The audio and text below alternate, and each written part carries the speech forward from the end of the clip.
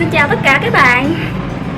Hôm nay lại là một tập về kem A313 mà có lẽ là chắc là nhiều bạn đang mong đợi lắm luôn á. Tại vì trước tới giờ á, từ khi mà Ngọc làm YouTube mà để Ngọc lên được tới như bây giờ thì cũng nhờ là các bạn tìm đến kem A313 và biết Ngọc, đúng không? Thì Ngọc xài từ cái lúc tháng 8 tới bây giờ là tháng 3 rồi mọi người, thì chắc cũng là 7 tháng gì đó rồi ha. Thì hôm nay Ngọc sẽ quay lại làm một cái tập khác cho nó rõ hơn. Tại vì những cái tập mà cái thời gian đầu Ngọc làm á, Ngọc chưa có quen nói lắm, Ngọc chưa có dạng nói lắm, nên là có thể Ngọc nói chưa có được mọi người nghe dễ lắm á. Nói chung là nghe không có được hay lắm.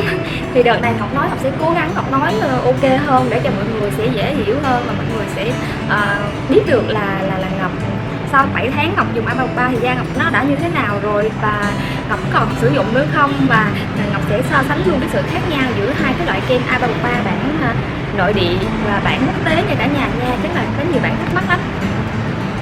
Thì các bạn cũng biết đó, trên thị trường hiện tại là có hai loại A313. Thì một bản là bản quốc tế. Thì bản quốc tế thì bên ngoài đó kem nó sẽ không có hình bà bầu và nó sẽ có chữ là cosmetic brand, đó là bản quốc tế cho cả nhà nha. Thì bản này thì là sẽ xuất sang thị trường Mỹ và ra nước ngoài, nó bán trên Amazon này kia đó.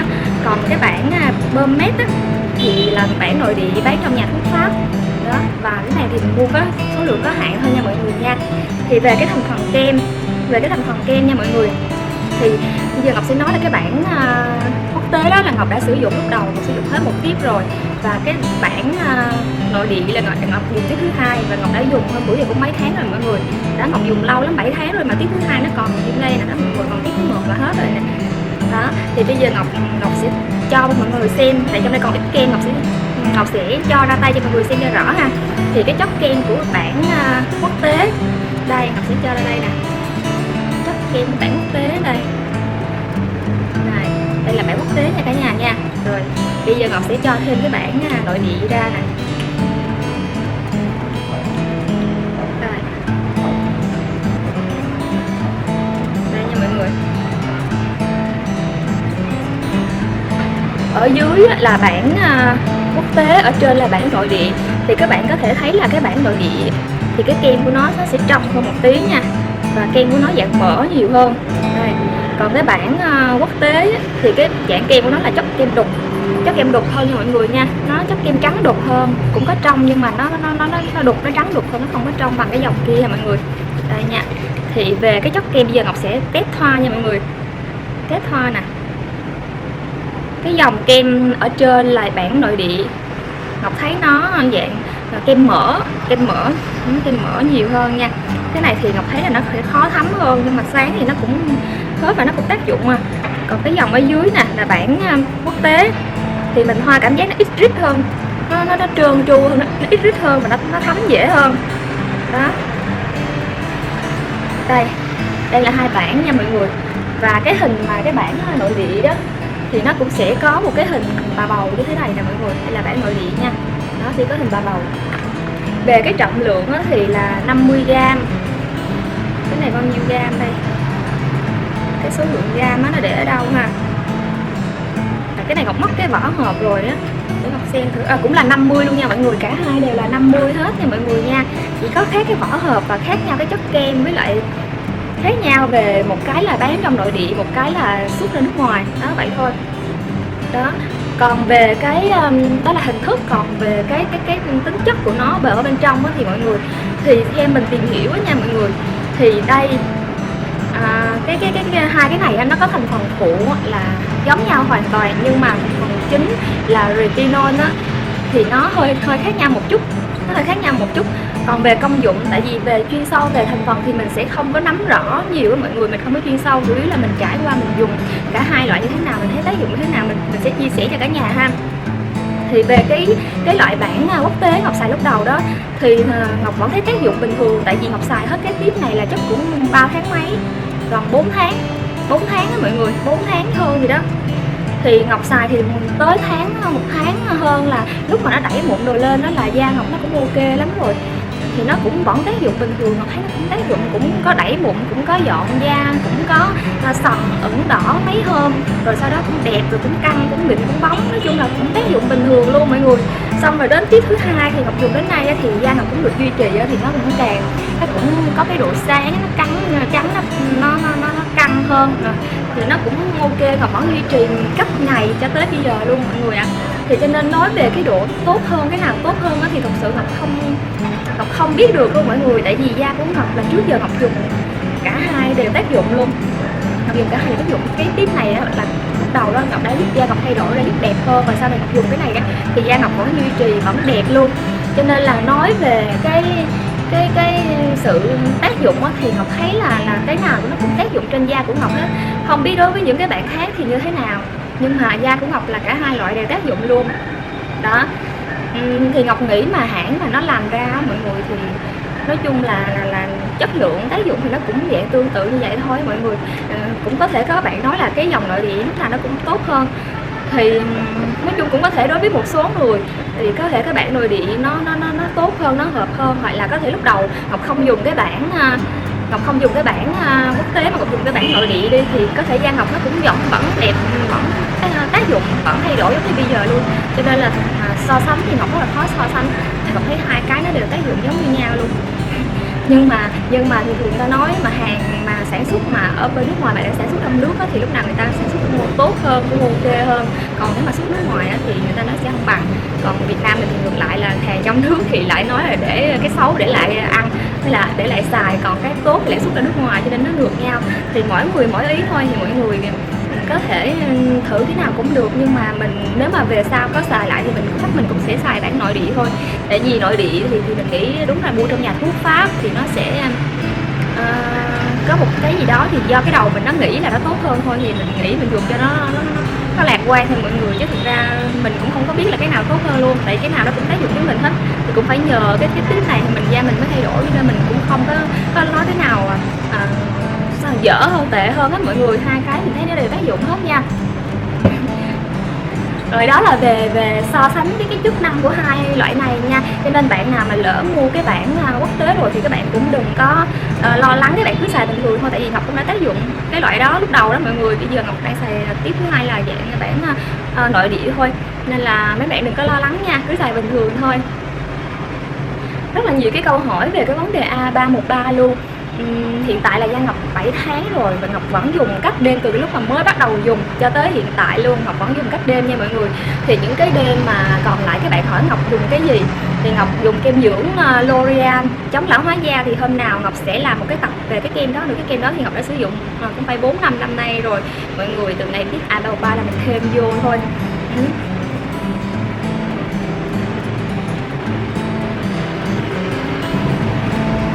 Và một cái nữa là khi Ngọc dùng cái kem A313 này thì Ngọc dùng trần luôn mọi người. Ngọc không có mix với lại cái loại gì hết. Tại vì da Ngọc lúc mà xài Ngọc cảm thấy là nó êm, nó bình thường, nó chỉ có chăm chích mấy lúc đầu thôi. Về sau những cái lần sau nó không có còn bị chăm chích nữa. Nên Ngọc dùng bình thường luôn. Tại Ngọc nghĩ dùng trần thì tác dụng nó sẽ ok hơn, nên Ngọc dùng trần thôi. Còn bạn nào muốn dùng mix mà da nhạy cảm thì mix thì cũng được, các bạn vừa dùng vừa theo dõi thôi. Miễn da các bạn có thay đổi là được rồi mọi người. Chứ dùng sao là tùy theo cái cách dùng của mọi người thôi. Thì bây giờ Ngọc sẽ tóm gọn lại một lần nữa về cái cách sử dụng kem A313 này từ đầu cho tới hiện tại của Ngọc luôn nha.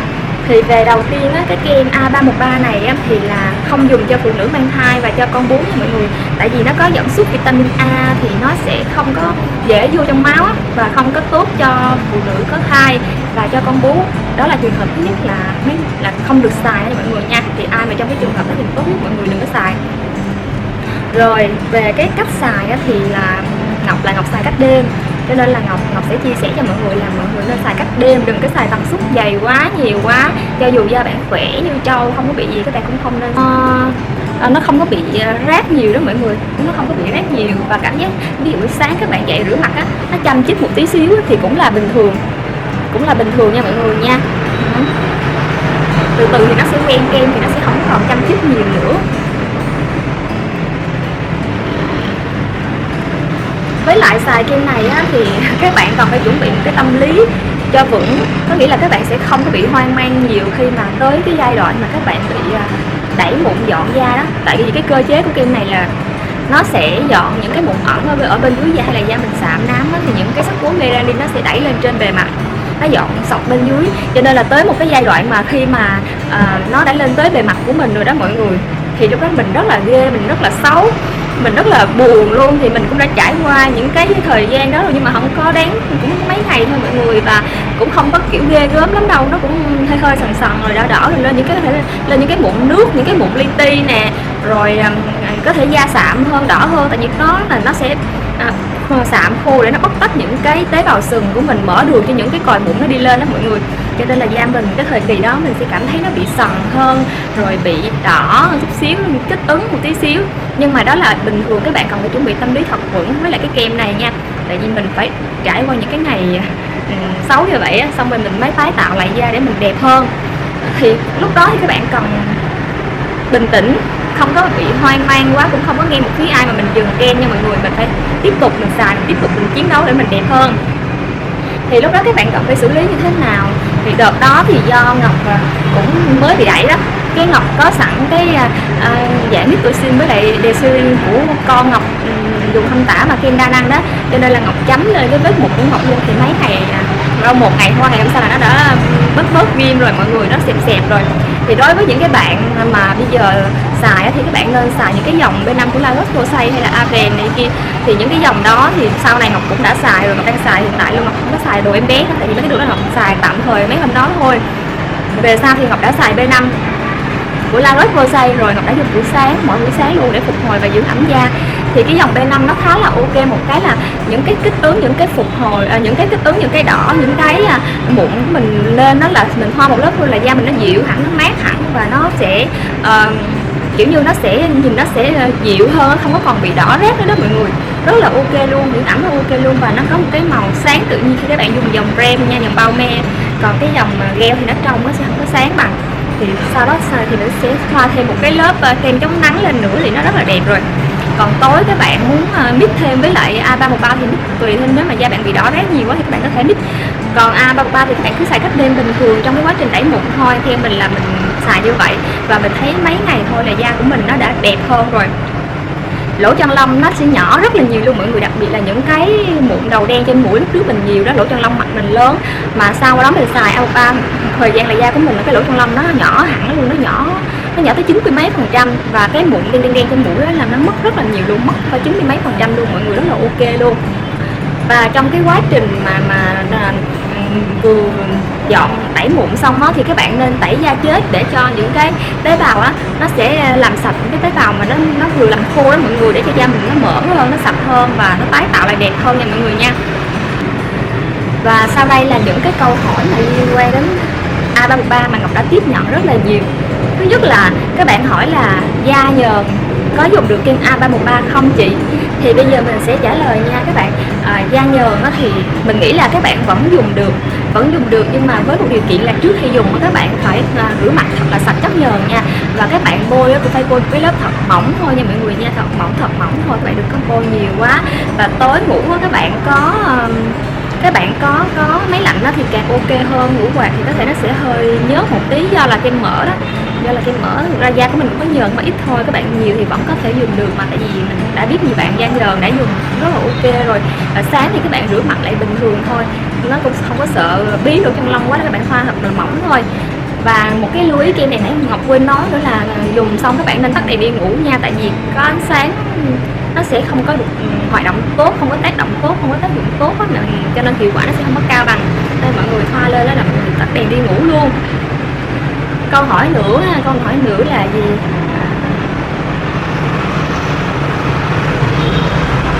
Nói có bạn thì là nó sẽ đẩy mụn lúc tuần 1, tuần 2, như mình là cuối tuần 2. Còn có bạn thì tới tuần 4 chưa thấy đẩy mụn luôn, thì có hỏi là chị ơi sao tuần 4 em chưa có đẩy mụn, da em nó cũng bình thường, không có gì hết. Thì mình nghĩ mỗi người mỗi cái cơ địa khác nhau đó mọi người. Có thể là mụn nó nằm ẩn sâu bên dưới, nó cần cái thời gian dài hơn để nó đẩy mụn lên, hoặc là các bạn gốc bên trong các bạn không có mụn ẩn nhiều cho nên nó sẽ không có đẩy lên nhiều. Thì các bạn cứ dùng bình thường từ từ thôi, có thể là tới tuần 6, tuần 7 giống như những cái bạn khác cũng có người tuần 6, tuần 7 mới tới giai đoạn đẩy mụn sần da đó mọi người, sau đó mới đẹp.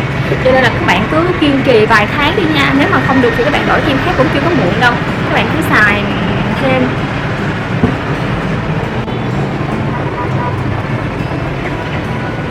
Dùng A313 đó mọi người thì mình cảm thấy là một cái điều đặc biệt là da của mình, nó đặc biệt là nó căng đó mọi người, nó căng rất là ok luôn, lỗ chân lông nè, và nó căng, nó rất là căng luôn mọi người nha, và lỗ chân lông rất là ok, cũng săn chắc nữa mọi người, cảm giác rất là thích luôn. Và sạch mụn nữa, mụn nó cũng đỡ hơn đó mọi người, nó đỡ rất là nhiều. Và các bạn hỏi là da mụn nhiều xài được không chị? Thì theo bản thân của mình á, mình nghĩ là các bạn mà da mụn nhiều á thì các bạn nên dùng một cái dòng khác, ví dụ như những cái hãng chuyên trị mụn luôn á thì nó sẽ tốt hơn. Da mụn ít thì các bạn có thể dùng được, nhưng mà da mụn nhiều á các bạn có thể chuyên dùng những cái dòng mà đặc trị mụn như là của La Roche-Posay, cái dòng Duo cộng này kia đó mọi người. Mình chữa cho nó đỡ mụn đi rồi mình có thể mình dùng cái này sau, thì cái này nó tác dụng chủ yếu là lỗ chân lông và kiểu như mụn ẩn hay là da bị sẫm màu đó, với lại không có được săn chắc đó. Mình dùng chống lão hóa thì nó ok hơn, cho nên là các bạn có thể cân nhắc nha. Còn một cái vấn đề nữa là tại sao cái kem A313 này á, trên thị trường nó lại có nhiều giá nó chênh lệch như vậy. Nó chênh lệch như vậy thì có chỗ nó bán 600 mấy, có chỗ bán 300 mấy, có chỗ bán 200 mấy, có chỗ bán 100 mấy. Thì mình nói thì các bạn nha, cái gì nó hot thì nó cũng sẽ có hàng giả, có hàng fake, có hàng giả trà trộn vô. Ví dụ như các bạn mua ở đâu cũng vậy, nhưng mà các bạn phải tìm hiểu cái chỗ uy tín, người ta có một cái kiểu như có một cái nguồn hàng, có một cái đường hàng uy tín thì các bạn hãy đặt niềm tin vô trong đó. Có thể là có những cái chỗ giá mà cao quá, thực sự là một phần là có thể là người ta cái nguồn hàng người ta nhập về không có được giá tốt quá. Tại vì theo mình biết cái này nếu mà các bạn mua tại Mỹ mà về thì có thể sẽ giá cao hơn, tại vì nó đã mất một cái khoản thuế từ bên Pháp về Mỹ, xong rồi từ Mỹ lại về Việt Nam nữa, thì nó là tốn hai cái khoản, cho nên là cái giá các bạn mua có thể cao như là 600 mấy thì không phải là do người ta bán cao nhiều đâu mọi người, mà là do người ta nhập cái nguồn hàng người ta không biết người ta nhập cái nguồn hàng nó bị cao giá. Còn một cái loại nữa là có thể là giá rẻ hơn là do người ta bán hàng phép, thì mình cũng không có biết được. Nói chung là mình không có nói ai bán hàng phép này kia, nhưng mà mình nói cho các bạn biết là nó sẽ có phân loại như vậy, cũng có thể có trường hợp như vậy nha mọi người nha. Tại vì khi mà mua tại nhà thuốc Pháp thì mình mua cái tiếp này nó có mấy đồng thôi mọi người, thì tiền công mua và tiền ship về này chi nữa thì làm bên mình bán 330 hồi xưa giờ luôn, nó 330 hồi xưa giờ rồi luôn. Nhưng mà các bạn mua bên mình được một cái là quan trọng là sau khi các bạn mua rồi thì người ta chăm sóc các bạn như thế nào và để ý các bạn như thế nào, đó là mới quan trọng. Thì ví dụ như các bạn mua của mình đây là mình đã có một cái khoảng thời gian trải nghiệm rồi, mình đã có một cái gọi là kinh nghiệm dùng rồi, thì mình sẽ chia sẻ cho các bạn. Và trong quá trình dùng các bạn có những cái trường hợp như thế nào, các bạn có thể nhắn tin cho mình để mình kịp thời mình xử lý, hay mình hướng dẫn cho các bạn dùng cho đúng như vậy đó.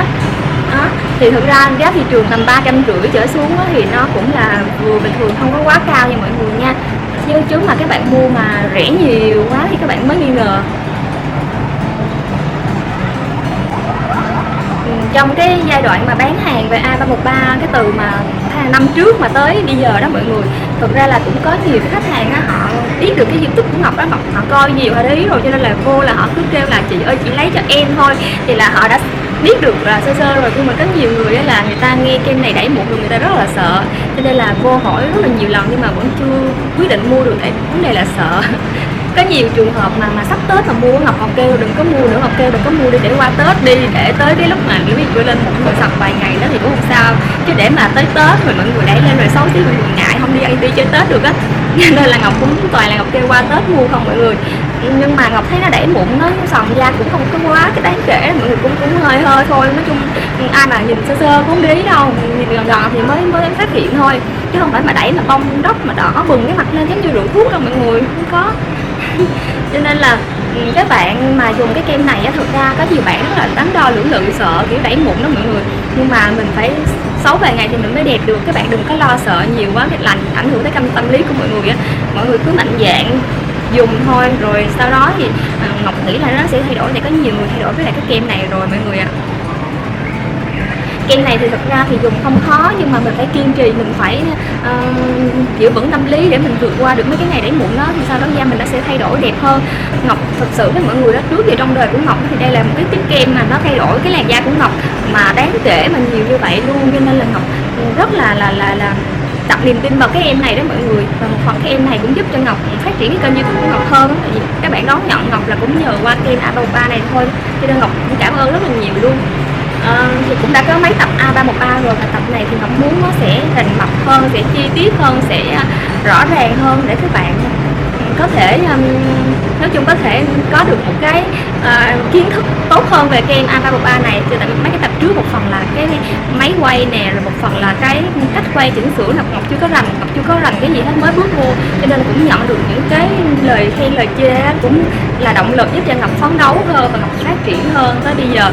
Thì cũng rất là vui mừng vì là các bạn đã góp ý này kia, cho nên là clip của Ngọc rất là mong những cái sự góp ý của mọi người. Chê Ngọc sẽ tiếp nhận, không có sao hết, còn khen thì Ngọc vui thôi. Mọi người cứ góp ý thoải mái theo cái suy nghĩ của mọi người ở bên dưới, và có cần hỏi Ngọc hay là yêu cầu một cái chủ đề lần sau các bạn muốn Ngọc làm về cái gì nè, thì các bạn cứ mạnh dạn chia sẻ bên dưới nha. Ngọc rất là chờ mong luôn, tại vì kênh của Ngọc thành công hay không là nhờ các bạn đó.